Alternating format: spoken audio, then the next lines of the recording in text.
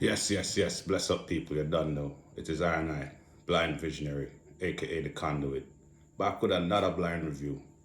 Today I'm going to be talking about the latest release. In fact, it's the third release in a row in 6 months from Brooklyn MC, The Bad Seed. This time is a collaborative effort with producer J.R. Swiftz. This project is called Strike the Shepherd. Originally, it was called Breakfast with Putin, but due to the fuckery on the internet, them did have to change the name. And I don't think they did very much. This is the equivalent of if you have a really, really fine girl with a beautiful mind, and she said to you, hey, hon, I know you like this dress, but I feel like changing it. And she changes the dress and comes back. It's basically the same fly ass girl in a different dress. That's what you get to with this album. And I'm not really going to touch into Bad Seed and who him is. If you want to know that, go check out my review of his album, Something Greater Than Myself. I just gonna get right to the meat and potatoes with this as far as talking about this album, Strike the Shepherd. The song breakdown gonna come a bit quicker than you think because I have some really significant shit to say after that to close that applies to all of us that are in this thing called hip hop. But anyway, like right off the gate, first thing I said to myself, and probably the first thing a lot of you listeners said to yourself was, how this brother going to top something greater than myself? Well, I have news for you. He basically mirrored it as far as this album right here is neck and neck. It might grow on me to be better than it. I don't know yet. But as of right now, it's on par with that. So it's like landing two major knock you the fuck out haymakers in a row. And it's not like this started this year. This was a build up. Once this brother was awoken from his hibernation and came back and was like, yo, I'm revitalized, it's just been a treat for us, the listeners. And this is just another stamp in the brick of this palace that this brother is building. And producer J.R. Swift's gave him the perfect backdrop. Like, there are no fillers here. And I'm going to speak on J.R. Swift's production once throughout the track listing thing. I know to kind of highlight my favorite beats because at the end of the day, there are no garbage beats on here. And Seed knows what beats rocks with him and his steez, and he knows what to do to them. And this is just a continuation of consistency. So people take notes. And with that said, let's get into this album. Starts off with 40th Law intro. Like, first of all, this is a perfect album structure in my opinion. It has a nice little sweet spot time-wise. It's 13 tracks, 10 songs, one intro, one interlude, one outro. Perfect. And the interlude is halfway through the song. So you have an intro, 5 songs, interlude, 5 songs, outro. Done. Wham, bam, thank you, ma'am. And this intro kind of sets up where this album is going as far as a shepherd guiding people. And if the shepherd is not around, fuckery ensues. So the powers that be want to kind of knock the shepherd off him square so that powers that be can come in and do them fuckery. And yeah, I think Seed plays the role of this shepherd very, very well. Because honestly, dudes, if you put your pride aside and just strive to be better, and you listen to this dude and his work ethic, then yeah, you yourself will get inspired. And after this intro, it kicks in to the first song, Def Leppard. And right out the gate, him telling you, he's like, yeah, I'm here to poke the bear. Want you people to rap again. Because competition is great. Raising the bar is great. So out the gate, you know what you're getting. As I've stated a million times before, intro tracks are very, very, very important. And this is no exception. And he gets right into it, doing his usual, where him rhyme one word the entire way go through. I mean, it's kind of standard Bad Seed shit by now, and he does it effortlessly. And you know, I'm probably going to start referring to smoking spliffs now as smoking the 10th letter. And he was absolutely right Gloria Stefan did not warn us that more than the rhythm is going to get us. So yeah, you have shit like that. I don't really want to spoil everything for the first time listener, but yeah, you have quality bars like that in this first opening song. And then you go on to the next song, Apollo versus Drago. And of course, from here, that name is another in his verses series, but from here, that name, you also know that we're going to be having some Rocky Four samples. And first thing here is, yeah, a Rocky Four sample, the intro, with a very dramatic beat, minimum but dramatic and hard as fuck. And I'd like to add, by the way, this album bumps. A lot of underground albums might have really, really dope beats, really, really dope rhymes, but they don't bump. This shit bumps. And Apollo versus Drago is something that I just hear and see in my mind as a live performance with the crowd interacting. When you hear it, you know exactly what I mean. So we are not cooking with gas here, we're cooking with propane. And we're moving on to the third track, Elephant in the Room. And one thing I'd like to say, this album is produced. It is not an underground album where it's just like, oh, somebody pick some beats. I like this beat, I'm gonna write some shit, I'm gonna rhyme over it, and I'm gonna give it to an engineer, and I'm not there overseeing it, and I'm just going to kind of pretty this shit up. And it's just soulless, a bunch of songs sequenced as opposed to being produced. And this is very, very, very, very produced. Just saying that. So again, take notes, don't hate. Elephant in the Room have a bunch of sound effects and it's nice like an intro from a documentary / excerpts of people telling you how elephant can fuck you up. And yeah, if you ever seen footage of elephants fucking up people, it's no pretty sight. So the fact that this is taking that play on the whole saying of elephant in the room, and Seed is making it his own by saying, yeah, I am the elephant in the room as far as you can't fucking ignore me, you can't ignore what I'm doing, and if you do, you're a hater. And I'll address that in my closing statement. But then we move on to what is my favorite song, Master Making Rounds. Yo, J.R. Swiftz, big up for this beat. I'm going to need some fire from you at some point, brethren, because this made me hit the ceiling. This is a head nodder on steroids. By far, my favorite beat. Don't know about my favorite song because I like everything, but definitely this beat is what I rock with. And the subject matter is basically him saying, we as people, minorities, busy getting distracted with fuckery, busy doing fuckery, busy engaging in fuckery, while the powers that be are basically plotting to make us engage in more fuckery. So it's just a continued cycle, and a lot of it is self-enabled. So boom bam, we'll continue on with Kush in the Kremlin. Now, title says it all. Bunning Kush in the Kremlin is like turning the Kremlin into, what would a party be like at a Kremlin? And yeah, Seed says in the beginning, he's like, yeah, it's lit in here, you can smoke weed, and you can just picture all this shit in your head. Like, I actually see this as like some sort of animated video that's like super over exaggerated and hilarious with a bunch of shit going on in it. And this is one of the first semi examples of the former shell of this whole breakfast with Putin thing, because he's talking about the whole Kremlin shit. And it has a nice choir orchestra type beat that complements what is being said. That's probably what wrote the song, the beat, because you know it goes sometimes as an artist. As you hear the beat tells you what to write. I think this is probably an example of that. So then we come to the interlude / intermission of this gracious audio presentation of ours, and it just kind of reminds you of the theme that the OG 40th Law intro reminds you of.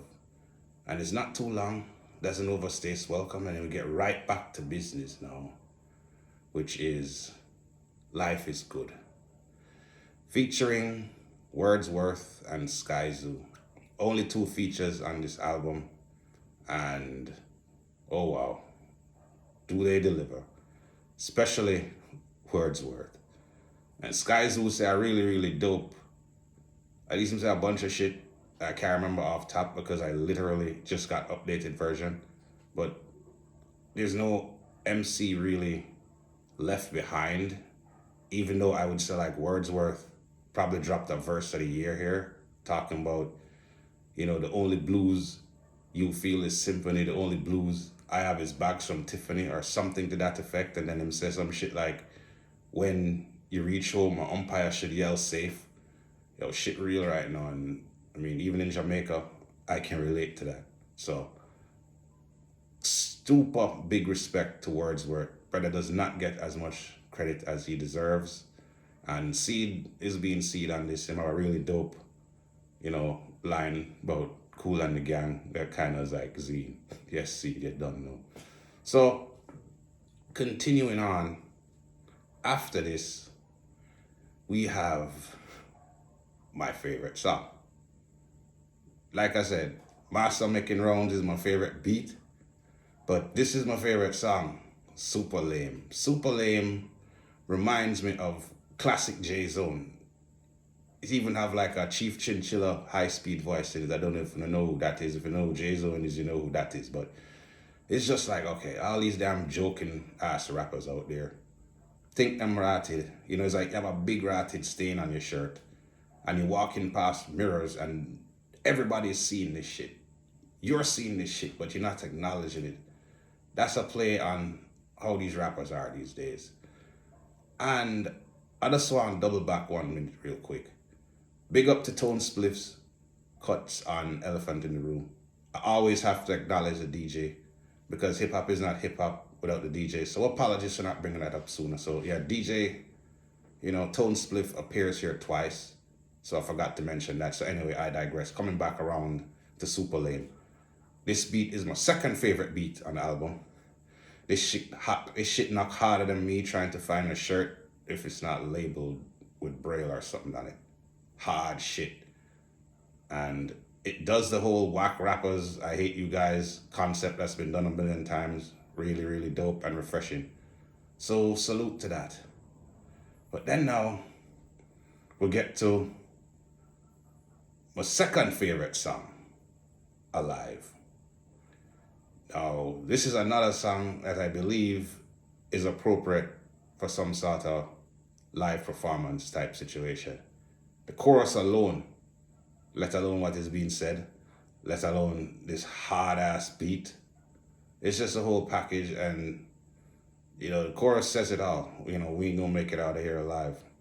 None of us not gonna survive. And it's very grim to a certain extent, but it's very true, and it touches on some worldviews, especially in the second verse about the shit with Russia and China. So yeah, man, you don't know.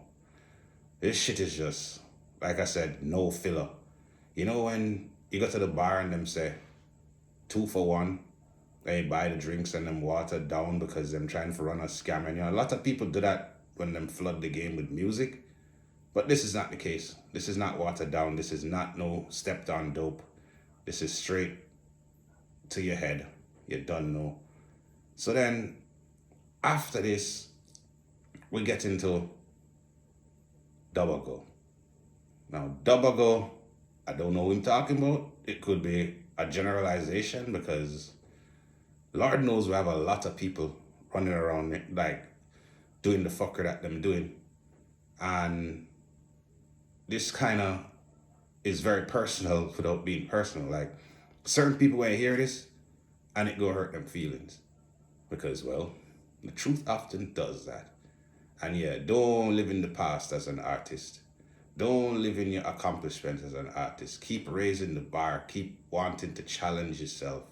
And again, the shepherd is trying to lead the sheep here. This has been the theme throughout this entire thing. And I believe this is why this brother need to get recognized and get him flowers, multiple bouquets, or there's something going on. They're literally trying to strike the shepherd.